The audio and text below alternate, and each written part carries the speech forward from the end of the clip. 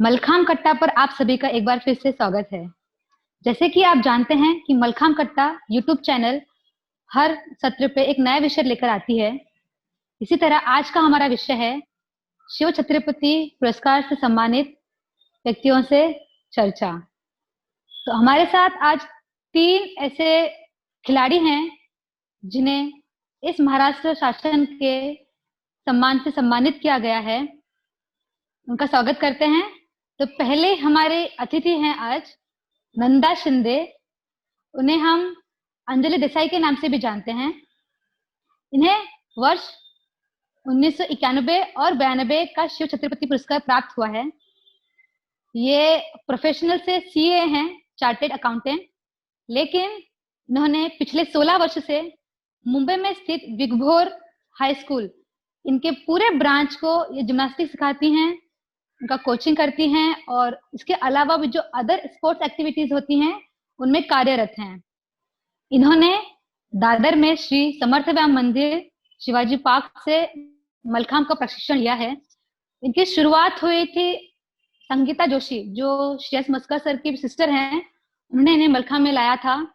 उसके बाद संजीवनी पूर्णपात्रे मैडम ने इन्हें आगे का प्रशिक्षण दिया और इनको छत्रपति पुरस्कार प्राप्त हुआ। नंदा ताई, आपका इस सत्र में स्वागत है। नमस्कार सभी मलखाम प्रेमियों को मेरा दिल से प्रणाम। सबसे पहले मैं मलखाम कट्टा और मलखाम कट्टे का अनोखो लोगो उसके लिए महेश सर, गणेश सर और पालेश्वर व्यायामशाला के परिवार का धन्यवाद देना चाहती हूँ। बहुत ही अनोखी संकल्पना मलखाम कट्टा के द्वारा लाई है, जिसके लिए मैं आभारी हूँ। धन्यवाद नीता ताई। हमारे अगले अतिथि हैं जो पुणे से बिलोंग हैं। महाराष्ट्र मंडल में उन्होंने मलखाम का प्रशिक्षण किया है। उनके गुरु जितेंद्र खरे सर और यतिन केलकर सर हैं। श्री सत्यजीत, इन्हें वर्ष 1997-98 का महाराष्ट्र सरकार से शिव छत्रपति पुरस्कार प्राप्त हुआ है। प्रोफेशनली ये रियल एस्टेट में कंसल्टेंट हैं। इन्होंने बीकॉम किया हुआ है और करंटली ये विश्व मल्लखांब संघ के सदस्य हैं। आपका भी स्वागत है sir. Namaste. I am extremely thankful to all the people and very good morning to all the Malkham lovers throughout the India. And also thankful, I am really thankful to all the people from Parleshwar Vyayamshala, Mahesh Atare sir and Ganesh Devdukar and all the team. I am really thankful that you invited me and you think that I could say something. So I am really thankful to all the people. Thank you very much.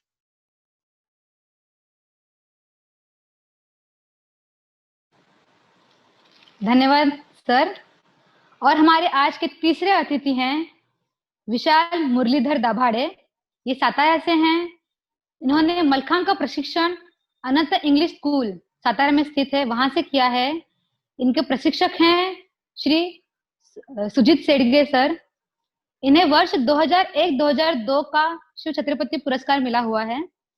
इन्होंने diploma in civil engineering इसमें अभ्यास किया है, लेकिन professionally ये photographer हैं। तो sir, आपका भी स्वागत है। नमस्कार। मैं मलखाम कट्टा के सभी टीम को बहुत बहुत धन्यवाद दे रहा हूँ कि वह मुझे यहाँ पे इनवाइट किया। मैं बहुत दिन से ये चाह रहा था कि मलखाम कट्टा पे कुछ मुझे बोलने मिले, कुछ शेयर करने मिले, और इसी बात पे सभी टीम का शुक्रिया अदा करता हूँ। धन्यवाद। धन्यवाद विशाल दादा। हमें आशा है कि आज के सत्र से हमारे दर्शकों को कुछ नया ज्ञान मिलेगा।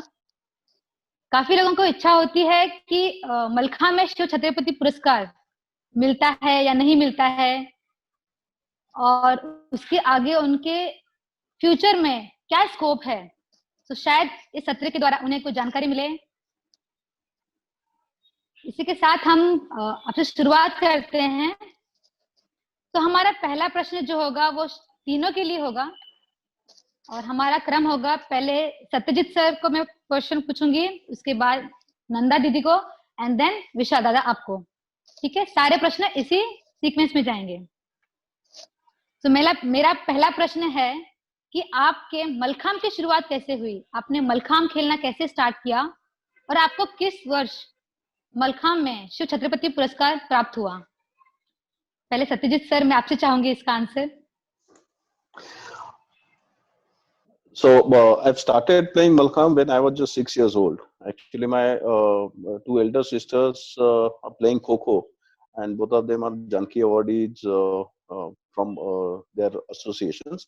And I used to go to see their practice, but when I was just 6 years, I was a very naughty boy that time, and I used to climb on the pole. I used to climb on the rope. So the teacher who were teaching Kho to my sisters, they told my parents that instead of taking Satyajit over here, you should, go and put in some other sports. So that's how then I started going to Maharashtra Mandal, and this is how I have started. I'm to say my journey starts from there. And I've got the Chhatrapati Award, which is given by the state government, Maharashtra government, in the year 97-98. Mallakhamb में सबसे कम उम्र से start करने से मलखाम के जो elements होते हैं उन्हें करने का जो स्ट्रेंथ, फ्लेक्सिबिलिटी आपको जरूरत होती है वो बचपन से ही मिलती है। तो सत्यजीत सर का शायद राइट एज था मलखाम स्टार्ट करने का। मैं यही प्रश्न नंदा ताई से पूछना चाहूंगी कि आपकी मलखाम की शुरुआत कैसे हुई? मैं आपसे बहुत सहमत हूँ कि सत्यजीत ने बराबर साल में उसके मलखाम का सराव स्टार्ट किया। मैंने मेरे बारे में बात करना चाहे तो मैं जब 8-9 साल की थी, तभी छुट्टियों में एक दिन शिवाजी पार्क में दादर चौपाटी गई थी। तो तभी जाते समय मैंने जिम्नास्टिक्स मलखाम का प्रदर्शन देखा और उससे मैं बहुत प्रभावित हुई। और तभी मैंने मेरे मम्मी से जिद पकड़ी कि मेरे को यह सीखना है, ये कुछ अलग है और मेरे को ये सीखना है। और मम्मी डैडी ने भी मेरा सुना और मैंने 3rd-4th स्टैंडर्ड में मेरा बड़ा भाई अजीत सर के साथ मेरा मलखाम, जिम्नास्टिक, योगासना सलाव श्री समर्थ राम मंदिर दादर ये संस्था में शुरुआत की। और आगे जाके 91-92 में लड़कियों का सर्वप्रथम शिव छत्रपति मलखाम पुरस्कार, महाराष्ट्र राज्य का सर्वोत्तम पुरस्कार मुझे मिला। पूजा, मुझे लगता है कि मैं बहुत भाग्यवान हूँ क्योंकि मुझे वेट मलखाम, रोप मलखाम, वैसे निराधार मलखाम, पुरेरा मलखाम सभी साधनों पर सीखने को मिला। और जब भी मैंने पाठशाला में मैं थी तभी हम लोग नारियल का काथा होता है, उसके गद्दी पे सराव करते थे। उधर से क्रैश मैट, फोम मैट, सब जर्नी मैंने सभी जर्नी मैंने अनुभव किया है। सो मुझे लगता है कि मैं बहुत भाग्यवान हूँ कि मैं दोनों मीन्स पुराने जमाने में और न्यू दोनों को कनेक्ट कर पाई। और जब भी हम लोग ने स्टार्ट किया था मलखाम सीखना या जिम्नास्टिक्स करना, तभी ऐसे छत्रपति क्या होता है या राष्ट्रीय स्पर्धा क्या होती है, ये सब चीज तभी हम लोग को नहीं पता थी। आजकल सब बच्चों को ये सब चीज पता होती है, बट तभी हम लोग ने मैंने वो खेल मेरे को प्रभावित, वो खेल से मैं प्रभावित हुई और इसके लिए मैंने ये खेल मेरे को अच्छा लगा और ऐसा कुछ डिफरेंट जो सब लोग नहीं कर सकते हैं वो मेरे को करना है, ये विचार से खेल की तरफ मैं आकर्षित हुई। हमारे यहाँ पे एक अजिंक्य तारा है, उस पे जाके भाग के मतलब दौड़ता था। तो थोड़ा 1 साल बाद भाइयों के बाद में 1 साल बाद मलखम्ब ज्वाइन किया और फिर मेरी जर्नी चालू हो गई और नेशनल कंपटीशन खेलता गया और 2001 और 2 में मुझे शिव छत्रपति अवार्ड मिला। कोई भी गेम स्टार्ट करने के लिए बेसिकली मलखम्ब का प्रशिक्षण लेने के लिए कोई एज लिमिट नहीं होती है, आप किसी भी उम्र में स्टार्ट कर सकते हैं। तो हमारा आज का दूसरा प्रश्न है जो सत्यजीत सर को पूछना चाहूंगी मैं कि आपको शिव छत्रपति पुरस्कार प्राप्त करना है, ये प्रेरणा कहाँ से मिली? Basically, when I've started my journey in the Malkham, previously I've started, taking parts in the competitions, and I've started my career from Maharashtra Mandal, and over there many legends were there. I'm to say I'm fortunate enough to see the performances like Mr. Yogesh Shevle, then Mr. Shashank Kelkar, Mayuresh Khare, then Mr. Rajiv Jalnavurkar, Amrendra Bhatt sir. Then Bindusar Kanade sir, they used to teach us, and I was fortunate enough to see the performance of Mr. Yogesh Shevle and Shashank Kelkar, as I told you earlier. But when I started participating in the competition in the state level and national level tournament, I've started watching the performances of Mr. Sunil Gangavne, then the legend of Malkham, Mr. Dattaram Dudam sir, how they play, how they perform, and how the strength and that spirit I used to see. And since then I've started dreaming about myself that one day I should do Malkham like those people. And from those people I've got the inspiration that I should reach to a level so that people can know me, that I should establish my name in the field of Malkham. This is how I've got the inspiration for all the legends, and it's really very a tough time that time. Then Aditya Kelkar, he is also from Pune, he was also a champion. So because of all these players I've seen those playing. And again, on this platform Nanda is there. In the ladies section, there were Nanda Shinde was there, then Chitra Khuvale was there, Sulakshana Rao from Pune was there, Aruna Saswali, so she's also from Pune.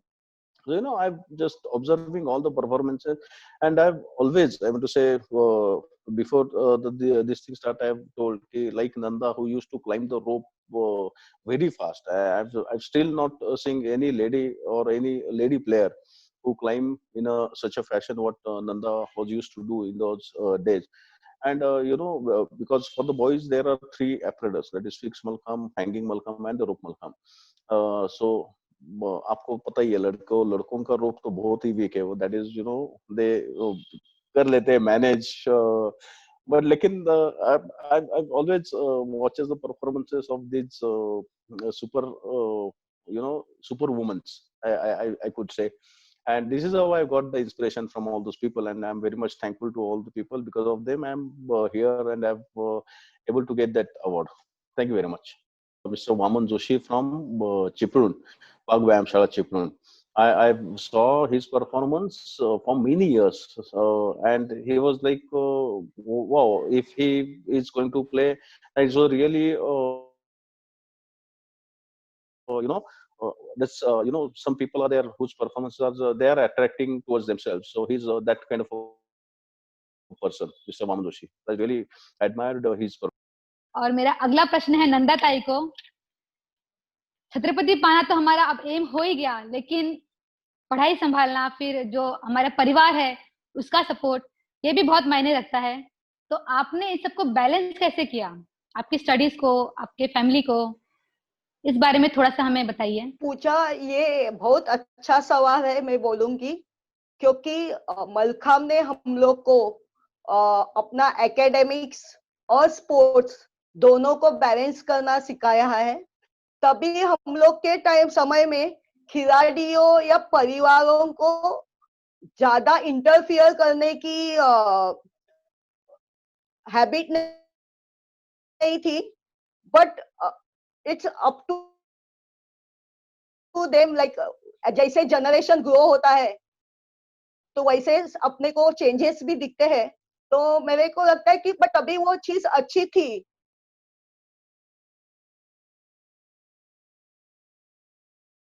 Sir ने बोला कि महापौर चषक थी मैं, और Deshpande sir ने बोला था कि अपने व्यायामशाला में पोडियम पे फर्स्ट हम लोग मैं ऑर्गेनाइज कर रहे हैं, तो हम चाहते हैं कि तू चित्रा सब इसमें पार्ट लो, और बोर्ड का एग्जाम भी देना है तो वो तुम लोग देख लो। बट मुझे लगता है कि इसकी आदत हम लोग को बचपन से थी। मुझे याद है मैं इस पाठशाला से आने के बाद जो आधा एक घंटा मिलता था, तभी 2-3 क्वेश्चन पढ़ती थी, और शिवाजी पार्क जाते जाते जो मैंने पढ़ा वो मैं रिवाइज करती थी, और फिर व्यायामशाला में जाके अपना रूटीन शिवाजी पार्क को 2-3 राउंड मारना या फिटनेस एक्सरसाइज, उसके बाद प्रैक्टिस, ये सब हम लोग का डेली रूटीन हुआ था। और फिर हर दिन सोते समय मैं डायरी लिखती थी, और वो डायरी में आज क्या किया और कल वो कैसे बेहतर करना है, इसके बारे में वो लिखती थी। और उसका मेरे को मेरे परफॉर्मेंस में academics as well as sports दोनों परफॉर्मेंस में फायदा हुआ। मुझे लगता है कि डायरी लिखना एक अच्छी हैबिट है। ओनली मेरी डायरी का विशेषता ये थी कि मैं उसमें कल मैं क्या करने वाली हूँ और वो कैसे बेहतर करने वाली हूँ, इस पे ज्यादा ध्यान दिया जाता था। और बिकॉज ऑफ दैट मैं ऑलवेज प्रिपेयर रहती थी। मेरे को पता था मैंने जो किया उसका खुद से निरीक्षण करती थी, जो मेरे प्रशिक्षकों ने मेरे को सूचनाएं दी होती है उससे मैं ऑब्जर्व करती थी, और मेरा खुद का परफॉर्मेंस कैसे बेहतर हो जाए उस पे ज्यादा ध्यान देती थी। तो ये हैबिट थी मेरे को, तो वो बैलेंस करने में मेरे को कुछ ज्यादा कठिनाई नहीं आई। और आगे जाके अभी जब भी मैं मेरे परिवार में मेरी सासू माँ है, मेरे पति है, पहले मैं जॉइंट फैमिली में भी रहती थी, तभी भी मेरे को ये बैलेंस करने में इस सब का फायदा ही हुआ। तो मेरे को लगता है ये बहुत जरूरी है कि कोई भी स्पोर्ट्स में जो सर्कमस्टेंसेस होते हैं उसके साथ अडेप्ट करना, उसके साथ बैलेंस करना, हाँ ये हम सीखते हैं। धन्यवाद नंदाताई। जैसे आपने कहा कि हमने क्या किया या क्या करने वाले हैं इसे नोट करना बहुत जरूरी है। यस, हमने भी प्रैक्टिस जब करते थे हम, तो हमें कंपलसरी था कि आपको नोट डाउन करना ही है, क्या करना है, कितना करना है, सुबह कितने बजे उठे, ये सब हम नोट करते थे। और मलखांब का एक फायदा ये भी होता है कि उससे हमारा जो कंसंट्रेशन है, फोकस, वो बढ़ जाता है। और जब हम कोई भी टास्क, कोई भी काम करने लगते हैं तो उसे पूरी तरह 100% देके कर पाते हैं। सो आई थिंक यही जो बात है वो हमें दोनों को बराबर रखने में हेल्प करती है, संतुलित रखती है, हमारी पढ़ाई और खेल की तरफ का आकर्षण। थैंक यू ताई। मेरा तीसरा प्रश्न है विशाल दादा से कि जब आप प्रैक्टिस करते थे और जब आपको शिव छत्रपति अवार्ड मिला, ओके, तो इस पूरे कालावधि में आपके जो गुरु थे उनका क्या योगदान रहा है, इस पर थोड़ा सा आप जरा प्रकाश डालें। जब भी शुरुआती में मैं प्रैक्टिस करता था, तभी तो छोटा ही था, तब शिव छत्रपति अवार्ड होता है या ये ऐसा कुछ रहता है ये पता ही नहीं था। और जब भी मैं स्टेट टीम में सिलेक्ट हुआ तभी भी सर ने कभी बताया नहीं मुझे कि ऐसा अवार्ड होता है। या जस्ट मैं खेलते गया, सर कोचिंग करते रहे। वो टाइम पे तो टेंशन नहीं की था कि अगर कंपटीशन आए तो जाए कैसे, मतलब कंपटीशन के लिए जाना है तो इतना खर्चा होगा ये वो, तो उस पे थोड़ा सा सर पर्सनल जो ये थी, तो उसमें भी मेरे जो गुरु है वो मुझे मदद हमेशा करते थे। और सर ने तो कोचिंग बहुत अच्छी की, और उन्होंने जजिंग एग्जाम देके वो सीख लिया था, और वैसे ही ट्रेनिंग मुझे देते गए। और हमेशा मतलब स्टेट टीम से कभी मैं बाहर गया ही नहीं, इतने सालों से मैं खेलता रहा। लेकिन अवार्ड कभी मिलेगा या उसके बारे में कभी सोचा नहीं था। जस्ट मैं अपना परफॉर्मेंस देते गया, और उसी उसी उसी की वजह से आज मुझे ये अपने आप मतलब अपने आप मिल गया अवार्ड। जैसे आपने कहा कि जो हमारे गुरु होते हैं वो हमें पहले नहीं बताते कि आपको ये अचीव करना है, एक पर्टिकुलर टाइम समय के बाद वो हमें बताते हैं कि आपको इस चीज की तैयारी करनी है। तो ये उनका जो कीवर्ड होता है बोलते हैं, ऐसा होता है। आपके साथ भी कुछ ऐसा ही हुआ जिसके कारण आप प्रैक्टिस करते गए, खेलते गए, आपकी उपलब्धियां बढ़ती गई और आपको इस सत्कार का सम्मान मिला। थैंक यू विशाल दादा। मेरा अगला प्रश्न है सत्यजीत सर से कि जब आपको इस सत्कार से सम्मानित हुआ, ठीक है, आपको अवार्ड मिल गया, तो जो आपके आसपास के लोग थे, जैसे आपकी फैमिली, फ्रेंड्स, कलीग, उनका जो आपकी तरफ देखने का नजरिया था, क्या वो वैसा ही था या फिर थोड़ा उसमें बदलाव हुआ? क्योंकि महाराष्ट्र का सबसे गौरववान पुरस्कार है जो खेल के क्षेत्र में दिया जाता है as a player. Please.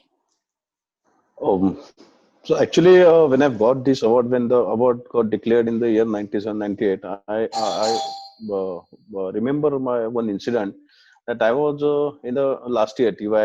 I was doing my third year BCom, and I went for my examinations. And while writing the paper, some peon come in and he asked for my name, whether Satyajit Shinde is there or not, and took me to the principal's office.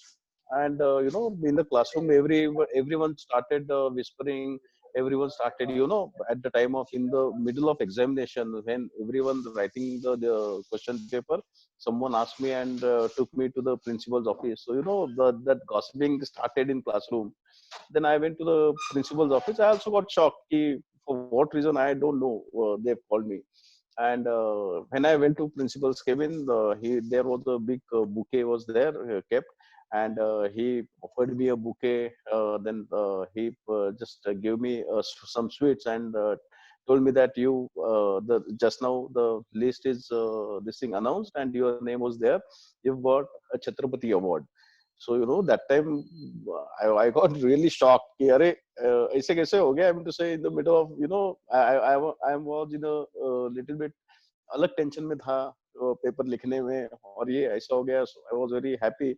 Our physical teacher जो है Professor Shailesh Apte, he told me that you got this award, and then everyone gathered together, they clapped for me. Then I got a extra half an hour to write my paper. Then in my classroom, everyone started, sir, हमें भी मिलने चाहिए, sir, Satyajit, बहुत बढ़िया, they started shouting, congratulating me. Then my family members also came into college. Then the news spread like anything. It's become a viral news. Then everyone from the college started coming to me, congratulating me. And then newspapers started calling me. And as your question, as the scenario or the way they are looking at me, has it changed? So absolutely not, because my total family member, we all are from sports background. In my family, I mean to say, total family, there are 3 Shiva Chhatrapati awards, 2 Eklavya awards, and 2 Janki awards. So we all, you can say that you used to all of these things, but no one changed the way look at me. I mean to say, वो वैसे ही देखते हैं जैसे मैं पहले था. So nothing has changed, but that incident I never will forget. So that's a really nice memories. Thank you very much.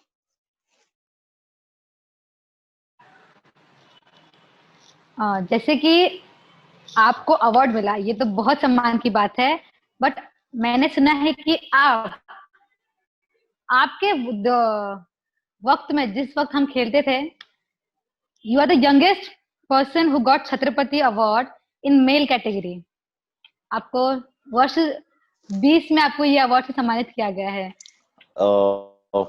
Yes, actually, my born year is 1977, and I've got a Chhatrapati Award in the year 97-98. So you could say, or anyone can say like that. At the age of 20, I've received this award. So I'm really, it's an amazing thing for me in my life, because in our Malkham field, I think you get the Chhatrapati Award after in the if you're playing in the open category for, and they are considering 5 years performance.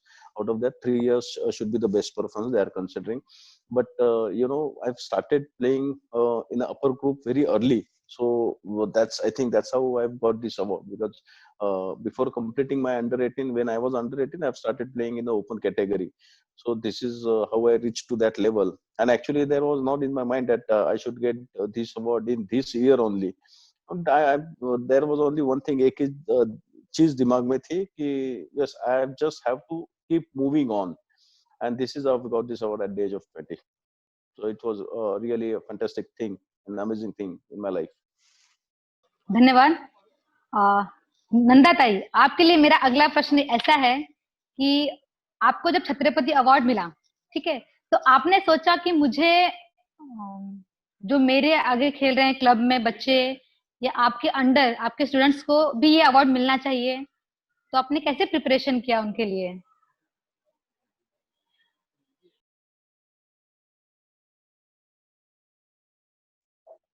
Yes, Pooja.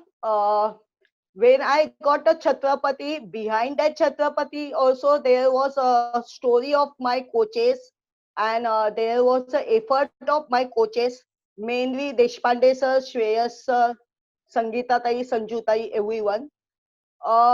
Regarding before coming to your question, मेरे student के लिए मैंने कैसे तैयारी की?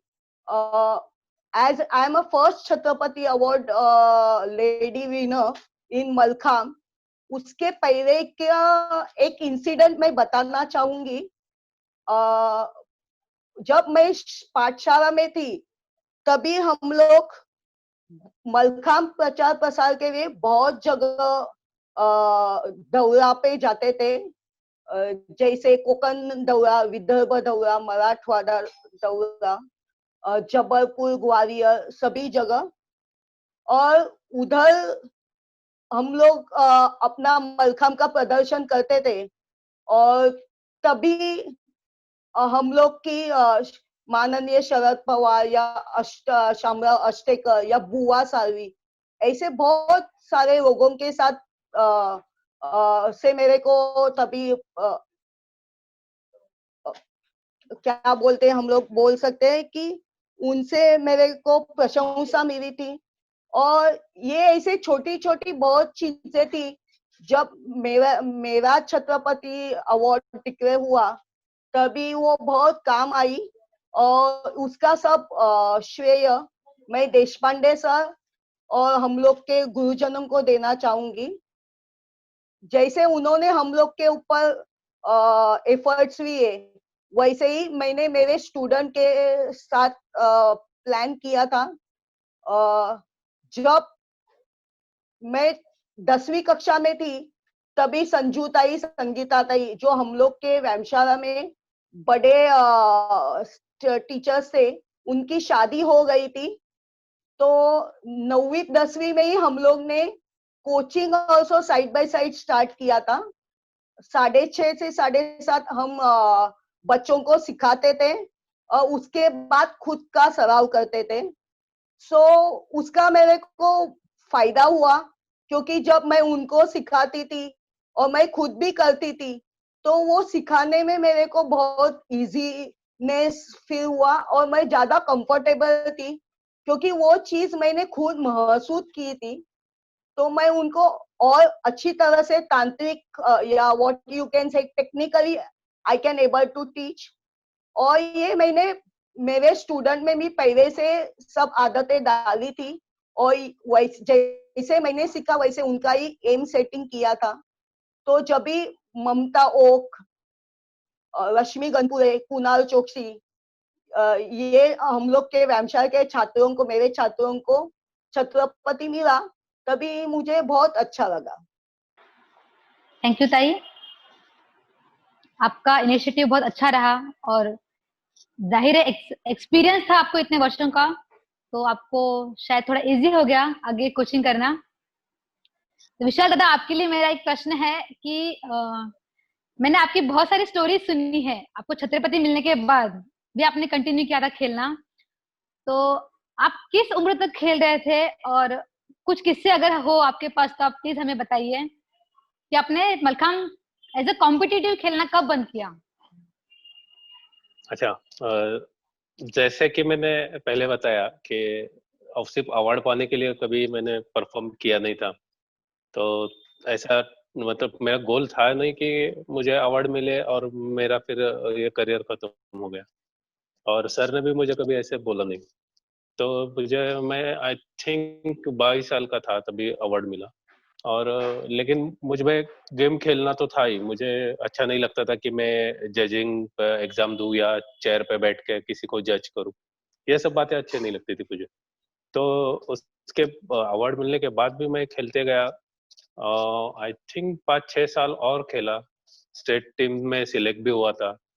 और बहुत सारे मतलब जजेस बाहर के वो बोलते भी थे कि अभी तुम्हारा अवार्ड तो हो गया है, अभी तुम खेलना बंद करो। या मैं सर से बात कर रहा था मेरे कि अभी क्या करना चाहिए। ये सर हमेशा बोलते थे तुझे क्या लगता है, मुझे तो खेलना ही पसंद है। मैं हमेशा बोलता था कि मुझे खेलना ही पसंद है।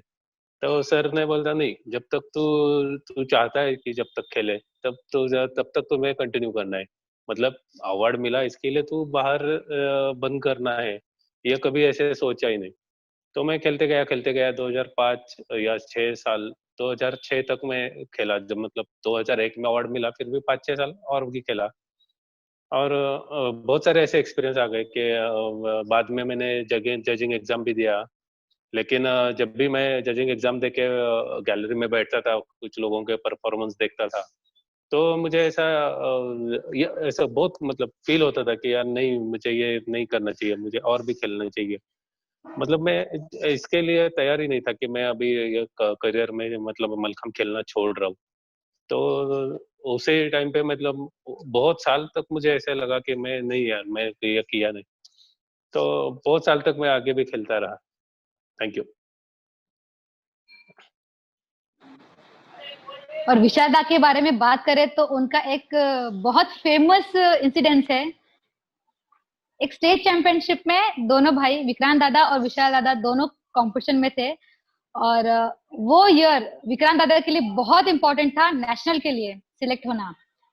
जबकि विशाल दादा उस टीम में सिलेक्ट हो चुके थे। उस वक्त प्रथम फोर्थ को हम लेते थे एज अ नेशनल की टीम, और विशाल दादा इन टीम थे और विक्रांत दादा एज अ राखीव एक्स्ट्रा करके खेल रहे थे। फिर भी विशाल दादा ने कॉम्प्रोमाइज नहीं किया, उन्हें खेलना था, उन्हें नेशनल खेला। और उस साल विक्रांत दादा को फिर से अगले साल की तैयारी करने के लिए पीछे बैठना पड़ा। तो जैसे हाँ अभी विशाल दादा ने बोला मतलब कि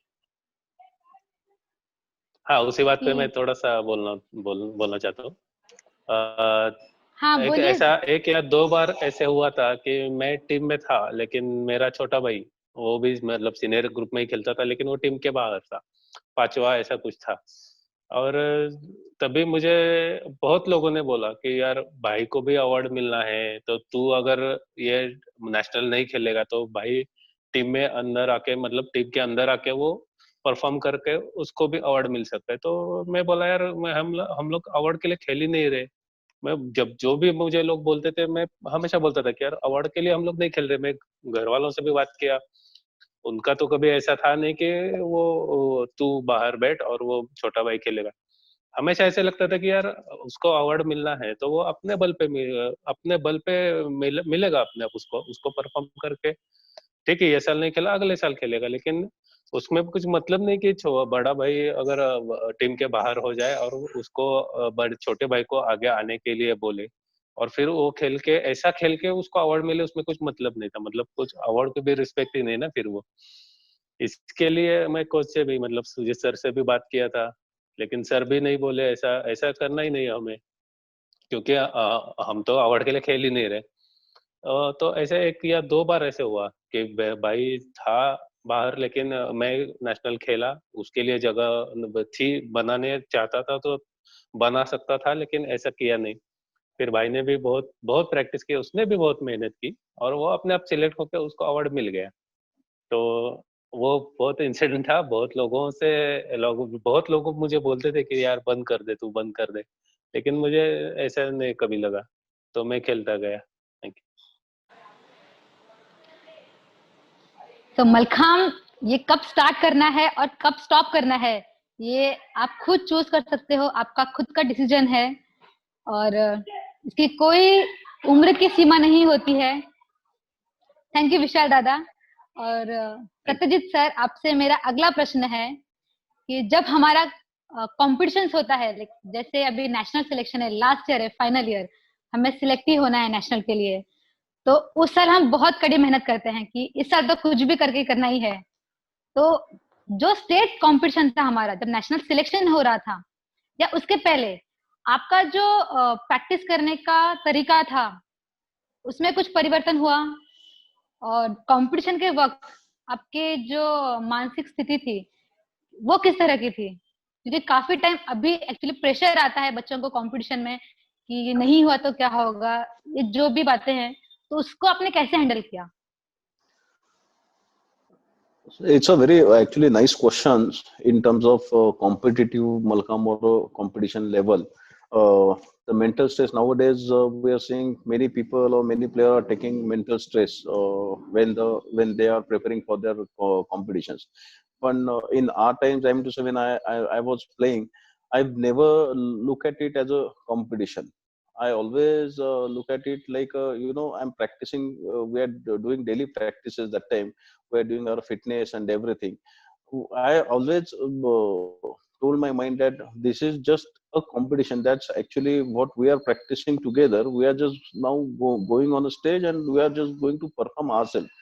That I've always told my mind that you have to do your best. You have to perform the best, whatever you are doing practice for many days. For your coaches are taking efforts on you, so what you have to do, you don't have to do anything else. Just what you are doing in a daily practice, you just have to show your skill, actual skills, on a larger scale. I want to say we were practicing in between 10 to 15 players were there. But when we are going to competition, there might be 100 players might be there, or 200 players might be there. So what we have to do, what other players are doing, what I am doing, the same thing other players are going to perform. Only sequence might be different. So I never took any mental stress when I was taking part in the competitions. I always told my mind that it's okay, that's just you have to be the best. If you are the best, you have to be the best, and you have to perform well, very very well in front of the people. So I never took any mental stress that time. And nowadays people are, I want to say, like you ask me, when it's a question of national team selection or a state team selection, whatever. So basically people are thinking about the selection. I never thought about the selection or getting selected in the team. I always thought about my performance, that what I have to do, what I am doing, what I'll have to perform. It's all about that. So I never thought about the, if I have not done well, then my selection will not happen, then I'll not fit in the state team. And then your subconscious mind will start doing tantrums, like if started playing in ifs and buts.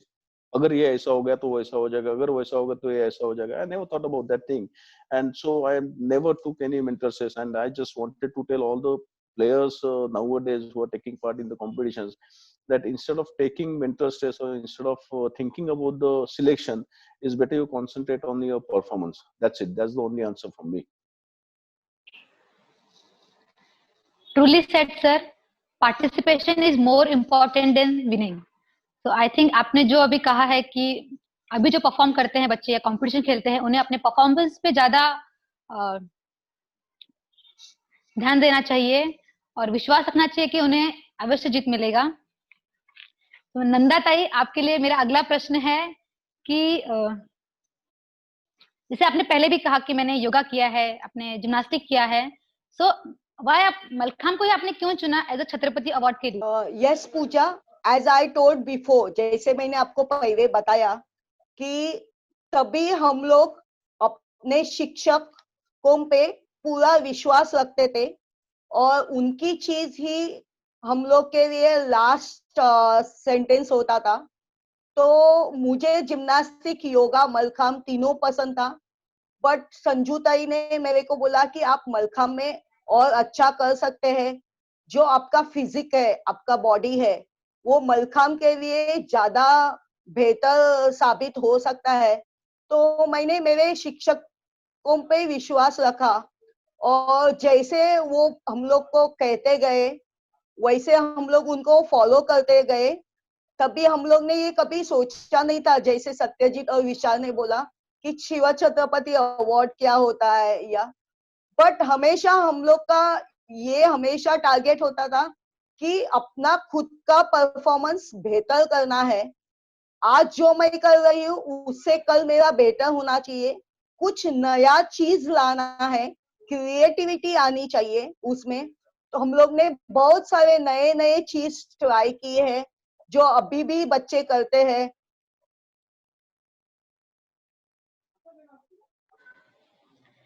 Thank you दीदी। Of course coach पे भरोसा होना बस, और उसके आगे आप बस खेलते रहिए, ये हमारा एक महत्वपूर्ण हिस्सा है। विशाल दादा, आपके लिए मेरा अगला प्रश्न कुछ ऐसा है कि बहुत सारे खेलों में छत्रपति अवार्ड मिलता है, ठीक है, महाराष्ट्र में, बट कभी ऐसा हुआ है कि आपको एज अ चीफ गेस्ट बुलाया गया हो और आपके साथ किसी और खेल के भी शिव छत्रपति अवार्डी है वहां पर, बट उनको जो रिस्पेक्ट या फेम मिला, प्रसिद्धि मिली, वो आपको उतनी नहीं मिली, तो आपको इस बारे में क्या लगता है या कुछ कहना चाहते हैं आप इस बारे में? छत्रपति अवार्ड मिलने के बाद बहुत मतलब एक साल तक आगे ऐसे प्रोग्राम में जाके हम लोग मतलब एज अ चीफ गेस्ट बुलाते थे, अच्छा लगता था। लेकिन जैसे कि मुझे खेलना पसंद था तो बोलना आता नहीं था ज्यादा, तो स्टेज पे ज्यादा मैं बोल नहीं पाता था। ऐसा ही एक मतलब इंसिडेंट था कि जो एक कंपटीशन के लिए जब चीफ गेस्ट करके उसमें अंजलि भागवत आई थी, वो भी चीफ गेस्ट थी। तो मतलब ऐसे तभी लगा कि सारा मीडिया उनको कवर कर रहा है, मलखाम थोड़ा पीछे है, मलखाम का नाम थोड़ा सा पीछे है, ऐसा लगता था। तो अभी ये साल मुझे ऐसे महसूस हुआ कि पिछले साल जब वर्ल्ड कप हुआ तो मलखाम के लिए अच्छे दिन आ गए, ऐसे अभी हम लोग बोल सकते हैं। एज अ करियर ये सोच के हम मलखाम चालू कर सकते हैं। तो क्योंकि पहले तो ऐसे था नहीं कि मलखाम खेला, छत्रपति अवार्ड भी मिला, अवार्ड मिला भी, लेकिन मतलब अपना करियर अलग, मतलब छत्रपति मिलने के बाद मलखाम से वो लोग दूर जाते दिख रहे। लेकिन अभी एक या 2 साल से अभी ऐसा लग रहा है कि एज अ करियर मलखाम को लोग पसंद कर रहे और प्रोफेशनली वो खेल खेल रहे। और पिछला जो सवाल था उस पर भी मैं थोड़ा सा बोलना चाहता हूँ कि सत्यजीत ने बहुत अच्छी बात बताई कि यार सिलेक्शन में नहीं ध्यान देना चाहिए, अपने परफॉर्मेंस पे ध्यान दो। और उसी मतलब सिलेक्शन का प्रेशर मुझे भी कभी था नहीं, सर ने मुझे वो प्रेशर आने भी नहीं दिया था, मैं भी ऐसे ही सिर्फ परफॉर्मेंस पे ध्यान देता था, सिलेक्शन का कुछ टेंशन ही नहीं था। अभी मैं मतलब बाद में मुझे मैं पता मतलब बाकी लोग जो सोचते थे, मैं ऐसे 2-3 खिलाड़ियों को देखा भी है कि उनको यार मैं सिलेक्ट होऊंगा या नहीं होऊंगा नेशनल, ये वो ऐसा प्रेशर लेते तो वो ज्यादा परफॉर्मेंस खराब होती है। तो सत्यजीत का भी वही कहना था और नंदा ताई का भी वही कहना था कि यार सिलेक्शन पे नहीं ध्यान दो, अपने परफॉर्मेंस पे ध्यान दो, सिलेक्शन खुद ही अपने आप हो जाएगा। Thank you. आपने बहुत बढ़िया कहा है विशाल दादा, और मुझे भी लगता है कि मलखाम में और Pooja, I just yes wanted sir. to say one thing in between this, like what Vishal said. We all almost saw the movie Three Idiots, and in that movie, Amir Khan used to tell all the people, "All is well, all is well." We seen me and Vishal were playing together in those days, and we saw many players who were, in the stage, यार नहीं नहीं अभी मेरा performance है, अरे नहीं नहीं इधर, and they used to ask us, यार आप इतने ऐसे आराम से कैसे बैठ सकते हो? सो एक्चुअली हम लोग वो टाइम बोलना चाहिए था कि ऑल इज वेल, टेंशन मत ले, खाली परफॉर्मेंस पे ध्यान दे. So it's just you know funny part of it. I've just recollected. That's why I've interrupted you. Yes, well said, sir. जब मैं खेलती थी तो मेरा तो लाइक स्ट्रेस लेवल बहुत हाई होता था, but I still use to manage कि परफॉर्मेंस पे ध्यान देना है, do your best, everything will be fine. तो बहुत बढ़िया. मेरा अगला सवाल है आपसे ही है सत्यजीत सर कि जो अवार्डीज होते हैं उन्हें गवर्नमेंट की तरफ से, सरकार की तरफ से कुछ सुविधाएं होती हैं, उपलब्ध करते हैं. तो आपको तो अभी काफी उसके बारे में जानकारी भी है, तो आपने कभी उसका इस्तेमाल किया हो या आपको लगा है कि उनसे भी ज्यादा कुछ सुविधाएं हैं वो जो दी जानी चाहिए एक अवार्डी को? See, nowadays, I think when in our time we used to get only, I'm to say, honorarium whenever the player gets a Chhatrapati Award. In our days, I think we got something like 25,000 rupees, and now I think nowadays you are getting 1 lakh rupees prize money for the Chhatrapati Awardee. Apart from that, many facilities they have kept available or they have done available for the players. I'm to say like. You are getting a chance of government job with the 5%. They have made the reservations in the government jobs. Then you'll get a facility of traveling across the Maharashtra in a semi-luxury bus. I think at free of cost. And also they are in our days. That time there was not that much awareness. I could say. Nowadays there is the government is taking many steps in doing many things in the sports industry. I'm to just central ministry and the state ministry, the concerned state ministries are also doing very well, and they are doing their great job. So players are also getting the job. In our days this facility of getting the jobs in government was not there, but nowadays player can get a job in government institutes or in government. So I think that's a good thing is going on. And also people from associations, the right now who are the present members are there.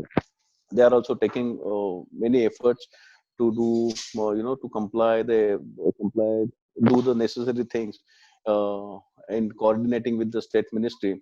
And they are also looking forward that how or what can be done more to, to get benefited players. So I think it's they are doing pretty well. ये सरकार अभी काफी initiative ले रही है मलखाम क्षेत्र को आगे बढ़ाने के लिए. जैसे कि आप सभी जानते हैं कि इस वर्ष भारत सरकार ने द्रोणाचार्य पुरस्कार मलखाम खेल के लिए भी जाहिर किया, जिसे हमारे मध्य प्रदेश के श्री योगेश मालवीय जी को ये पुरस्कार दिया गया है. तो सरकार भी काफी प्रयत्न कर रही है मलखाम के लिए, मलखाम आगे बढ़े, उसका विकास हो. थैंक यू दादा. मेरा अगला प्रश्न है नंदा ताई से. हमने काफी बार देखा है कि जब कोई खिलाड़ी दूसरे गेमों में रिटायरमेंट अनाउंस करता है या निवृत्ति घोषित करते हैं अपने, तो उनको एक रिस्पेक्टफुल फेयरवेल देते हैं. बेसिकली अगर क्रिकेट ही ले लो हम, तो जब उनको फेयरवेल होता है या लास्ट मैच होती है तो पूरा ऑडियंस उन्हें स्टैंडिंग ओवेशन देता है, उनके लिए क्लैप करता है. तो आपको लगता है कि मलखाम में भी ऐसा कुछ होना चाहिए, जिन्होंने मलखाम को कुछ अच्छी ऊंचाइयों पर लेके गए हैं, अच्छा प्रदर्शन किया है? आपका इसके बारे में क्या राय है नंदा ताई?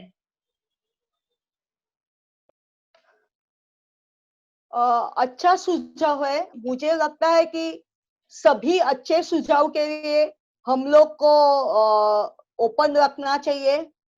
अच्छी चीज को कभी हमेशा लाना चाहिए. तो ये बहुत अच्छी बात आपने बोली है. हम लोग भी ऐसे कर सकते हैं. पर मुझे लगता है कि जैसे क्रिकेट ने उनके एसोसिएशन ने खुद से परिस्थिति में बदलाव लाया है, वैसे अभी भी अपने भी मलखाम क्षेत्र में अच्छे बदलाव आ रहे हैं. मुझे एक अभी डिस्कशन चालू है तो उसमें एक सुझाव देना मैं चाहूंगी कि जैसे जिम्नास्टिक्स बहुत सारे स्कूल में सिखाते हैं, as a base of the game, वैसे हम मलखाम को भी अनेक पाठशाला में शुरू कर सकते हैं, क्योंकि अभी राज्य सरकार और केंद्र सरकार भी बहुत सारा प्रोत्साहन दे रहा है। तो हम अगर वो इनिशिएटिव लेते हैं तो हम भी ऐसे अच्छे बदलाव ला सकते हैं। अभी राज्य सरकार नया जो शालेय धोरण आया है उसमें फिजिकल एक्सरसाइज या गेम इज कंपलसरी किया है। तो ये अवसर का फायदा उठाते हुए हम लोग भी सब स्कूल में प्राइमरी लेवल पे मलखाम का या योगा का बेसिक नॉलेज दे सकते हैं। उससे अपने मलखाम खिलाड़ियों को बहुत सारे जॉब फैसिलिटी भी मिल सकती है और मलखाम खेल का प्रचार प्रसार और अच्छी तरह से कर सकते हैं। उनकी जो मीटिंग्स होती है उसमें जो हम लोग के सीनियर्स है जिनको इसका बहुत सारा एक्सपीरियंस है, उनको वो चर्चा सत्र में अगर सहभाग लेंगे तो और अच्छा हो सकता है, उससे कुछ अच्छा ही निकलेगा। ये मेरा ख्याल है।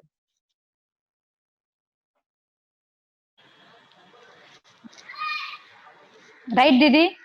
तो हम भी ये चाहेंगे कि हमारे जो मलखाम के खिलाड़ी हैं, जिन्होंने काफी सालों से मलखाम को आगे बढ़ने का एक जरिया दिया है, वो अगर अपना अनाउंसमेंट करते हैं कि हम अब मलखाम छोड़ रहे हैं या हमारी लास्ट प्रतियोगिता है, तो शायद हम भी उनके लिए एक फेयरवेल अरेंज कर सकें और ये बात हम शायद MFI तक भी पहुंचा सके, तो नेशनल लेवल पे जो होगा वो बहुत मायने रखता है।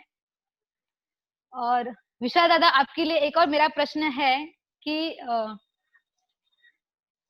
मलखाम के विकास के लिए, जैसे अभी काफी हैं बच्चे हैं जो मलखाम खेलते हैं, एज अ फिटनेस खेलते हैं, कुछ कुछ जस्ट घर वाले ने बोल दिया इसके लिए जाते हैं। तो अगर उन्हें मलखाम का विकास करना है, उसे और बढ़ावा देना है, तो उनके लिए कुछ सुझाव या उनसे कुछ उम्मीदें हैं आपको, कुछ अच्छा कर सकते हैं आगे? इन दिनों में ऐसा हुआ है ना कि अभी सरकार भी बहुत मतलब प्रयत्न कर रही है कि मलखाम आगे जाए। तो हाँ, वो टाइम पे जब भी हम लोग रिटायर हुए थे, वो अवार्ड मिला था, तो वो टाइम पे ऐसा था नहीं। मतलब मुझे ऐसा लगता था कि वो छत्रपति अवार्ड मिलने के बाद गवर्नमेंट की जॉब लग जाएगी या दोनों भाइयों ने भी अपना, हम लोग ने ट्राई किया था, एप्लीकेशन भी दे के रखा था, लेकिन कुछ ऐसे हुआ नहीं, मतलब आगे बात बढ़ी नहीं थी। तो अभी तो लोग मतलब बच्चे देख रहे हैं एज अ करियर मलखा में बना सकते हैं, गवर्नमेंट भी इनिशिएट ले रही है। तो मैं वही बात बच्चों को भी देना चाहता हूँ, सिर्फ उसके लिए नहीं खेले, खुद का फिटनेस। अभी ये पेंडेमिक में भी जब लोगों को पता चल रहा है कि फिजिकली फिट रहने के लिए कितना मतलब इम्पोर्टेंट है, तो वो लोग अभी जो मोबाइल में या कंप्यूटर पे गेम खेलने में बच्चे जो आदत लगती थी, वो अब बाहर निकल के मैदान में आके खेल खेल रहे। उनको पता चल रहा है कि यार थोड़ा फिट बहुत जरूरी है, मतलब उसका फायदा से इसमें अपने अपना जो करियर है उसमें भी होता है। तो अभी बस मतलब बराबर से सब हो रहा है, लोगों को पता चल रहा है कि यार कैसे करना है या ये। थैंक्स। यस, मलखा में अभी काफी स्कोप है आपके फ्यूचर के लिए भी। थैंक यू विशाल दादा। और मेरा अगला प्रश्न है कि सत्यजीत सर, कि मलखाम में जो आपको शिव छत्रपति पुरस्कार मिला है, उससे बड़ी कोई दूसरी उपलब्धि है आपके पूरे जीवन काल में अभी तक? but before getting the Shiva Chhatrapati Award in Malkham career, I've received Maharashtra Mallakhamb Kesari Award in the year 1993 at Nagpur at state championship tournament. And apart from that, I've received. I mean to say, I was invited by many institutions as a chief guest, and but not a Shiva Chhatrapati. I didn't receive any award like Shiva Chhatrapati Award after this thing after the Malkham, because I've played only one game and I've got this only prestigious award I've got till date. Yes, mallakhamb में खेलों में सबसे सम्मानित Shiv Chhatrapati award कि आप विजेता हैं, ये हमारे लिए भी बड़े सम्मान की बात है। नंदा ताई, एक फॉर्मल क्वेश्चन है आपके लिए स्पेशली। जब हम खेलते हैं तो हमारे कुछ कॉस्ट्यूम्स होते हैं, लियोटार्ड होते हैं, जिन्हें हम मेरी पहली कंपटीशन, मेरी आखिरी कंपटीशन, ऐसे हम सजा के रखते हैं शोकेस में। ऐसे आपकी कुछ यादें हैं कंपटीशन से रिलेटेड? तो अगर आप बताना चाहो तो बता सकते हैं।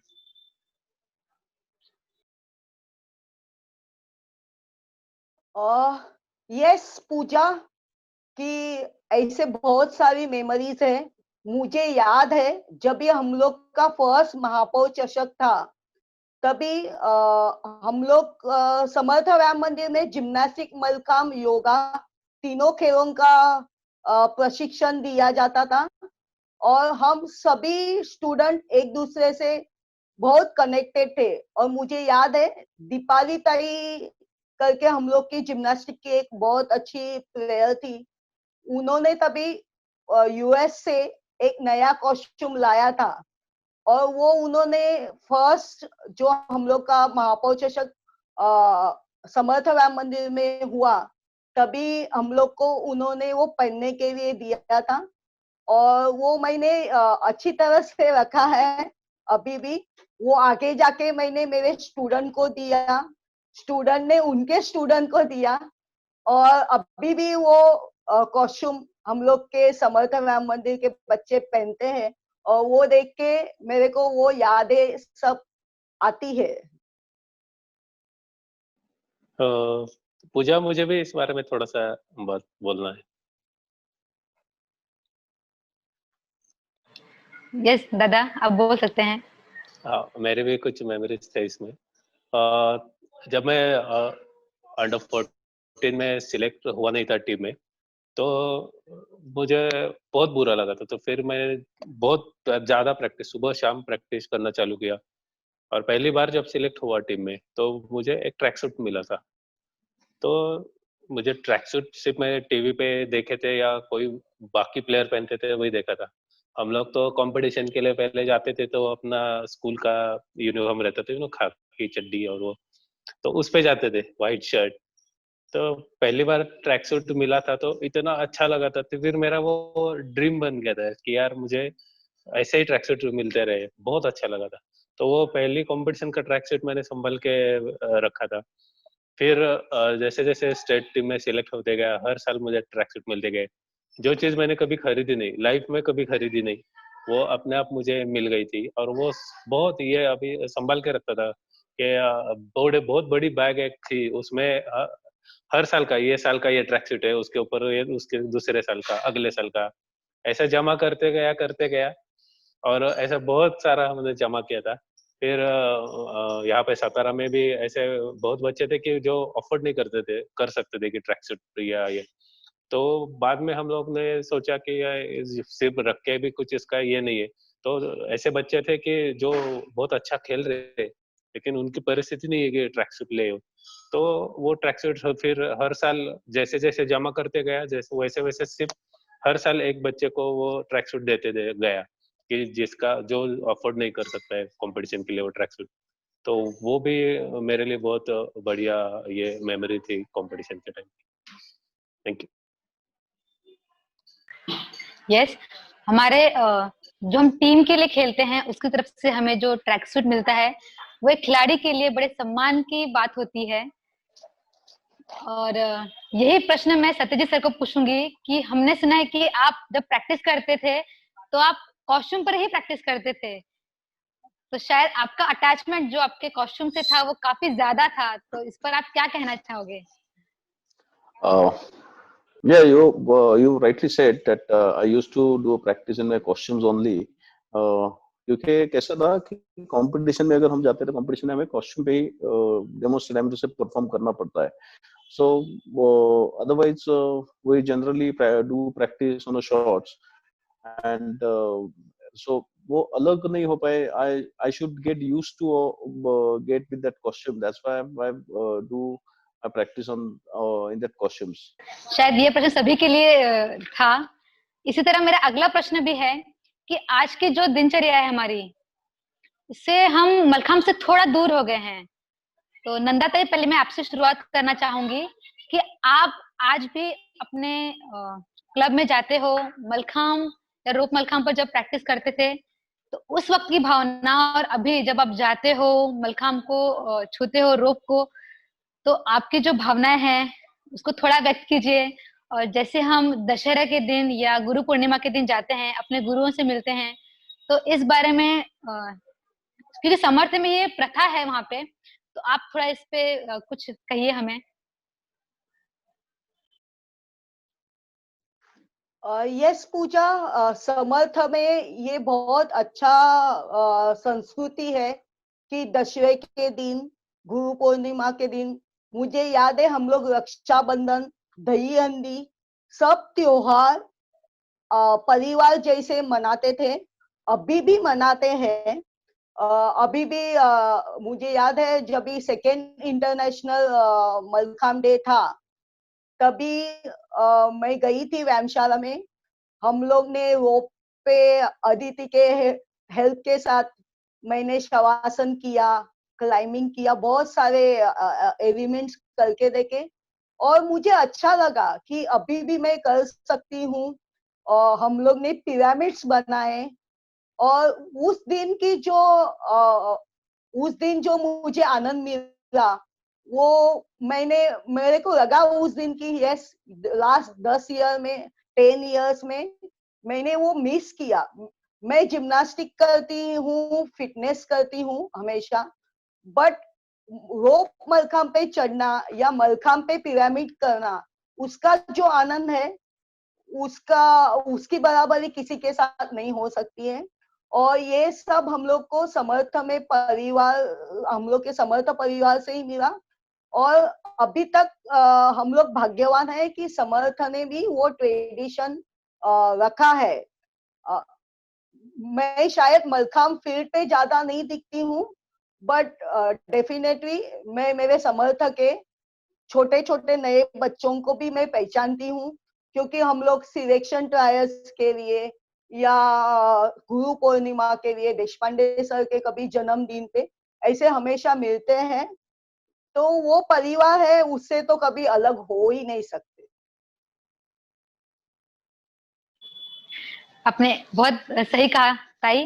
विशाल दादा, आपको कभी ऐसा मौका मिला है, आप क्लब पर गए हो और आपके विद्यार्थियों से, गुरु से मिले हैं, ऐसा कोई इंसिडेंट?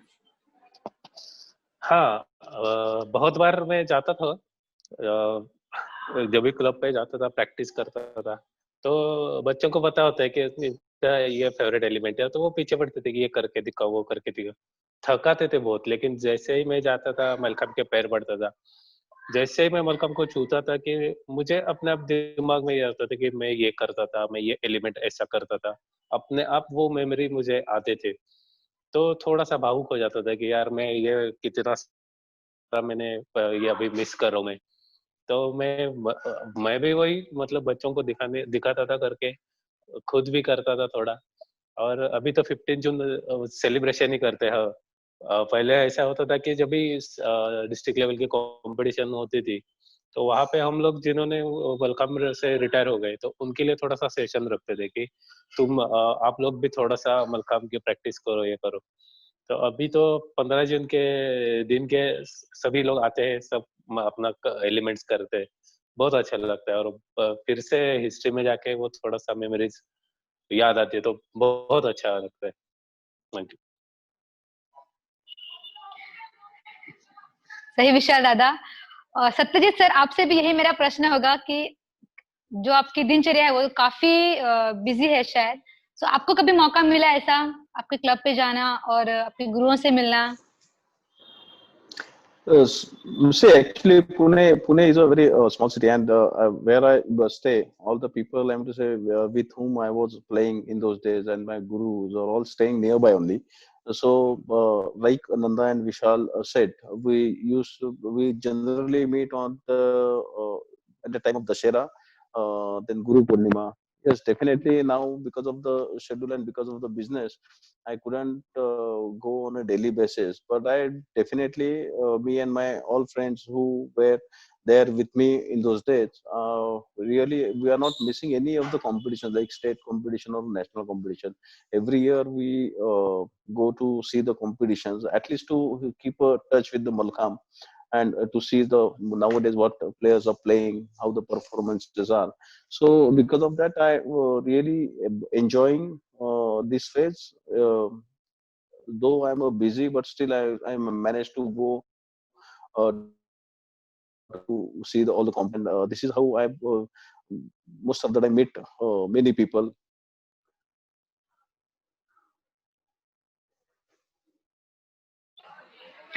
यस सर, मलखाम के क्षेत्र में रहना मतलब मलखाम खिलाड़ियों से मिलना, मलखाम को छूना और जो रिस्पेक्ट है उसको कैरी फॉरवर्ड करना, ये बहुत बड़ी बात है।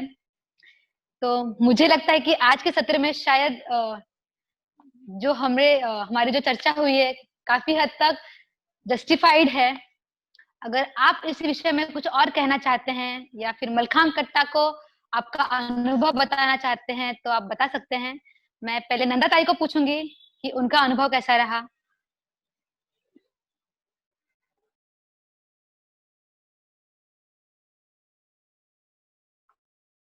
जैसे मैंने पहले आपको बताया कि मैं बहुत भाग्यवान थी कि इसके पहले वाली पीढ़ी और अभी की पीढ़ी दोनों पीढ़ी को मैं महसूस कर सकी, उससे मैं अनुभव ले सकी, उससे नए नए चीज सीख सकी।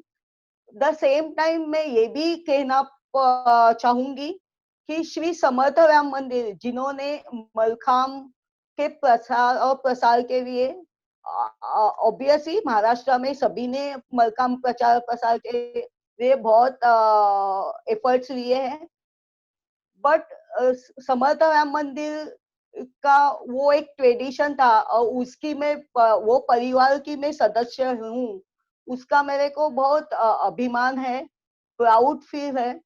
और हमेशा मैं समर्थ राम मंदिर के लिए हमेशा मैं सब मेरे काम छोड़ के, मुझे याद है एक दिन ऐसे ही देशपांडे सर ने कुछ फोन किया था और बोला था एक जगह पे कैंप लेना है, सिखाने को जाना है, तो आपको जाना है। तो तभी मेरा बहुत बड़ा असाइनमेंट था, स्कूल में बहुत इम्पोर्टेंट मीटिंग थी और घर पे आके भी कुछ क्रूशियल पोजीशन थी, तो भी मैंने देशपांडे सर ने बोला था करके सब काम बाजू में रख के मैं उधर गई। उधर मैंने वही टेंशन फ्री होके मलखाम का प्रशिक्षण दिया। जैसे श्रद्धानंद आश्रम है दादर में, उधर अंध विद्यार्थियों को या अंध लड़कियों को सिखाने का मुझे अनुभव मिला। ऐसे बहुत सारे अनुभव है। लंदन में हम लोग गए थे मलखाम प्रचार प्रसार के लिए, तो ऐसे बहुत सारे अनुभव और बहुत सारे मेमोरीज मेरे को मलखाम और समर्थ राम मंदिर से मिली है। तो आई फील कि मैं बहुत भाग्यवान हूँ कि ये सब चीज मैं इसका अनुभव ले सकी और डेफिनेटली ये मैं सबके साथ आगे भी शेयर करना चाहूंगी और मैं करूंगी।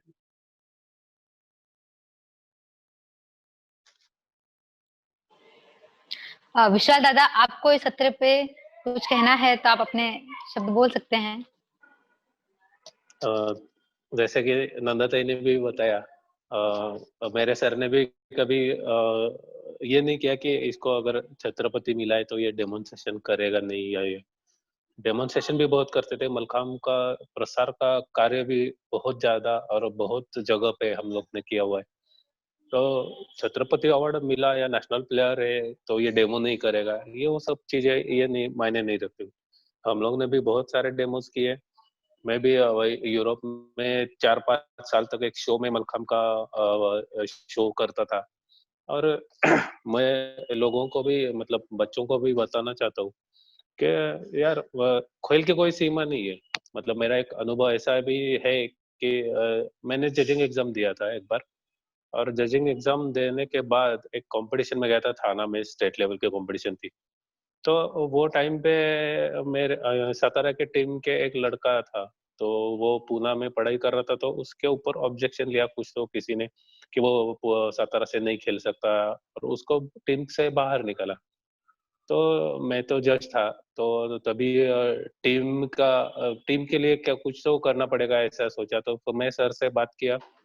तो उसी वक्त मैं जजिंग का इस्तीफा दिया, एप्लीकेशन लिख के दिया। फिर मुझे बोला गया कि एज जैसे लॉ है कि तुम 3 साल तक जजिंग एग्जाम नहीं दे सकते। मुझे कुछ ये नहीं पड़ा कि मुझे खेलना है। तो मैं उसी वक्त इस्तीफा देके मैं मैदान में उतरा। प्रैक्टिस नहीं थी, कुछ नहीं थी, लेकिन अपने टीम के लिए भी खेला उसी टाइम में, और उसमें भी परफॉर्मेंस किया और टीम को थोड़ा सा आगे लेके गया। मतलब खेल की कुछ ये नहीं रहता है, कभी भी आप खेल सकते हो। अभी भी मैं प्रैक्टिस कभी कभी तो करता हूँ, जरूर करता हूँ। ऐसा बहुत सारे अनुभव है। Thank you. सही दादा, ये बहुत महत्वपूर्ण बात है कि आप मलखाम के लिए या आपके राज्य के लिए या देश के लिए रिप्रेजेंट करो। उस वक्त आपने किसी बारे में नहीं सोचा। बहुत बढ़िया। सत्यजीत सर, आपका अनुभव कैसा है, ये हम भी सुनना चाहेंगे। So like both of them are saying, like Nanda and Vishal, both of them are saying same with me. And we never felt like that we are a Chhatrapati Awadi, so we are something different from the other players. And ऐसा कभी हुआ नहीं because of our coaches are also there. And like Nanda has told earlier that we do believe in our coaches with I'm to say since beginning.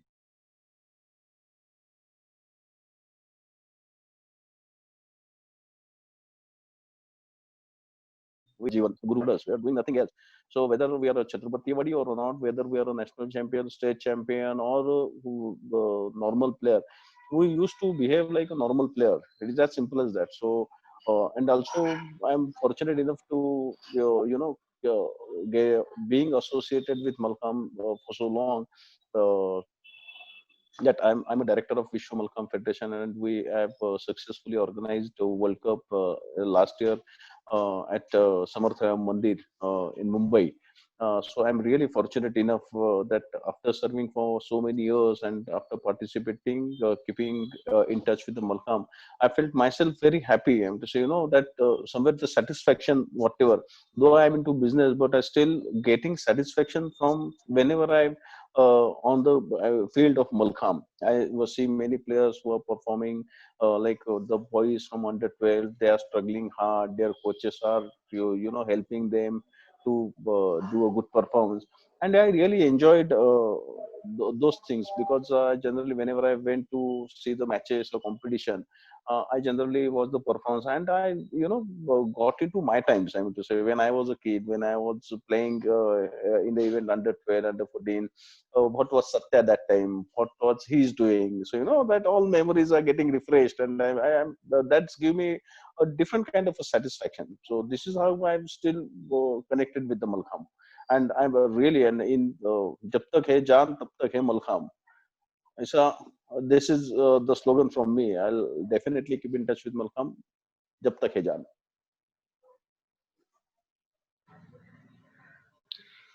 जैसा आपने कहा sir, हमने भी आपको काफी कॉम्पिटिशन में देखा हुआ है। आप ग्राउंड पर रहते हो, बच्चों को अपना मार्गदर्शन देते हो। स्पेशली स्टेट कॉम्पिटिशन में मैंने काफी वक्त देखा है ऐसा। और जैसे आपने कहा कि मल्लखांब खेल में जो एक गुरु शिष्य का संबंध है वो बहुत सम्मानीय है, और इसीलिए शायद मल्लखांब प्रचलित है और आगे भी रहे। Thank you. मेरा अगला प्रश्न भी आपसे ही है, क्योंकि हम अभी मलखांब कट्टा का ये सत्र समाप्त करने जा रहे हैं। तो आपका इस सत्र के बारे में जो ओपिनियन है आप हमसे शेयर कर सकते हैं। Thank you. So about this Malkham Katta, I'm really so excited. I have to say because of this pandemic situation, there are many seminars are coming up in the field of Malkham, and because of this virtual platform, many of us, though we have scattered all over India, but it's very easy to get all the peoples on a common platform, and they can share their ideas, views about the Malkham, and we can discuss that how we can proceed ahead, what the developments we can make. And it's a very nice thing that Ganesh and Malkham Katta, which is started by Parleshwar Amshala, and all the people from who are the organizers are, they have consistently doing this thing since I think last 4 to 5 months, and it's very nice. I've saw many Malkham Katta, many people who have shared their views on this Katta. And yes, definitely, I'm very much hopeful and confident that this will again take Malkham to another level. I want to say because of this, we can reach as many people as we can easily.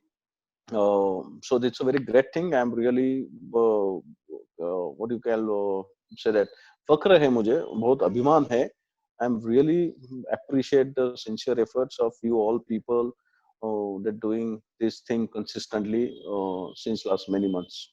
So thanks a lot. And you again, I'm really thankful to all of you that you felt that Satyajit can share his views on this katta. So really thankful to all you guys. Thank you. हमें भी बड़ा अभिमान है कि आप हमारे सत्र पर आए और आपने अपना अनुभव हमसे शेयर किया. Thank you Satyajit sir. Nanda ताई, आप भी कुछ शब्द बोलिए.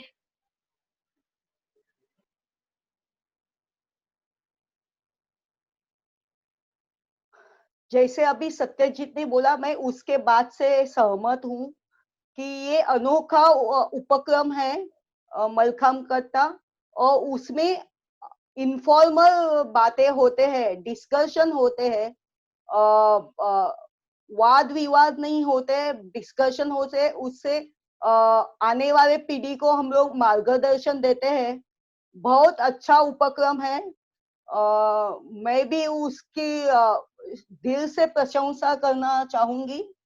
और मुझे याद है सबसे पहला जो एपिसोड हुआ था, तभी महेश अटारे सर ने बोला था हेल्दी कंपटीशन. ऐसे बहुत सारे टॉपिक्स ये मलखाम कट्टा पे हम लोग ने डिस्कस किए. I can say keep it up. It's a very good initiative taken by पार्लेश्वर वैमशाला. और जाते जाते मैं सब मलखाम प्रेमी खिलाड़ियों को कहना चाहूंगी कि हर पल आप जीना सीखो, उससे आनंद लेना सीखो. आगे जाके मेडल मिलना है या परिणाम कुछ उसके क्या होंगे, वो सोचने से अच्छा जो मोमेंट हम लोग जी रहे हैं उसको जीना सको और अपना बेहतर से बेहतर करने की कोशिश करो.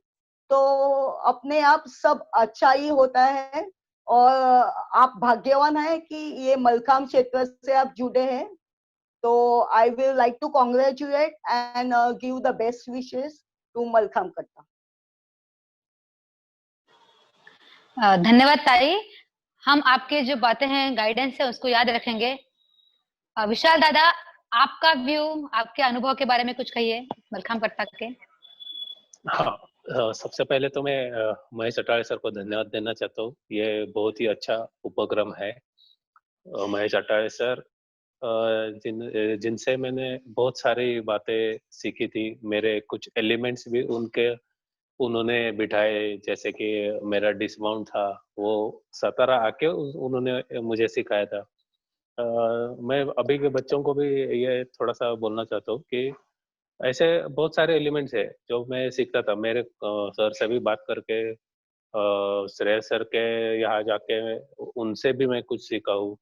फिर कंपटीशन के बाद अगर मुझे जितने पॉइंट्स मिलते थे, तो जो वहाँ पे जो भी जजेस बैठते थे, तो जजों से भी मैं बात करता था कि मुझे इतने इतने पॉइंट्स मिले, तो मेरी गलतियाँ क्या थी, ये क्या थी. तो उनसे भी मुझे कुछ बहुत सारी चीजें सीखने मिलती थी, कुछ नई चीजें भी सीखने मिलती थी. बचपन से मैंने ऐसे ही प्रैक्टिस किया था. और मैं भी इस पेंडेमिक की वजह से ये उपक्रम चालू है, ऐसे मुझे लगता है कि कुछ अच्छे कामों की शुरुआत उसमें हुई है. तो मैं धन्यवाद देना चाहता हूँ पार्लेश्वर व्यायामशाला, महेश अटारे सर, गणेश देवरुखकर एंड उनकी सारी टीम को कि ये बहुत अच्छा उपक्रम बनाया. और हमारे जो अनुभव है यहाँ पे शेयर करने का हमें मौका मिला. तो हमें भी मुझे भी अभिमान है कि इस मलखाम कट्टा में मैं शामिल हो गया. धन्यवाद. धन्यवाद विशाल दादा. और एक बार फिर मलखाम कट्टा की ओर से आप तीनों का धन्यवाद। आप मंच पर आए और आपने अपना अनुभव हमारे साथ शेयर किया। आशा है कि आपके अनुभवों से हमारी जो नई पीढ़ी है, जो अभी मलखाम कर रही है या सिखा रही है, उन्हें कुछ प्रेरणा मिले। एक बार फिर से आपका बहुत बहुत आभार। और अंत में जाते जाते मैं अपनी तरफ से मलखाम कट्टा को आभार देना चाहूंगी। उन्होंने मुझे इस मंच पर बुलाया और आप तीनों से वार्तालाप करने का मुझे अवसर प्राप्त हुआ। थैंक यू मल्लखाम कट्टा। Thank you very much from our Advocate- side. Thank you. Yes, Pooja, go ahead. पहले तो हमारे जो यहाँ के एमएलए हैं एडवोकेट पराग जी, उनका आभार। उन्होंने इस सत्र के लिए जो एफर्ट्स लिए हैं अभी तक, वो बहुत सम्माननीय हैं। वो श्री पार्लेश्वर व्यायामशाला के अध्यक्ष भी हैं और विल्ले पार्ले महाराष्ट्र में एमएलए हैं। एंड महेश अटाले सर, विशाल दा ने तो उनके बारे में बहुत कुछ कह दिया अभी, उनको भी बहुत आभार। उन्होंने मुझे मौका दिया इस मंच पर आके आपके साथ चर्चा करने का। और गणेश देवरुकर सर, जो मल्लखाम कट्टा इस यूट्यूब चैनल के संचालक हैं, उन्होंने मुझे यहाँ पर लाया, उन्हें अप्रोच किया और मुझे ये सम्मान दिया कि मैं अपने जो एक्सपीरियंस है वो शेयर कर सकूं और आप लोगों के साथ चर्चा कर सकूं। Thank you so much. और इसी के साथ आज का सत्र समाप्त होता है। धन्यवाद। नमस्ते।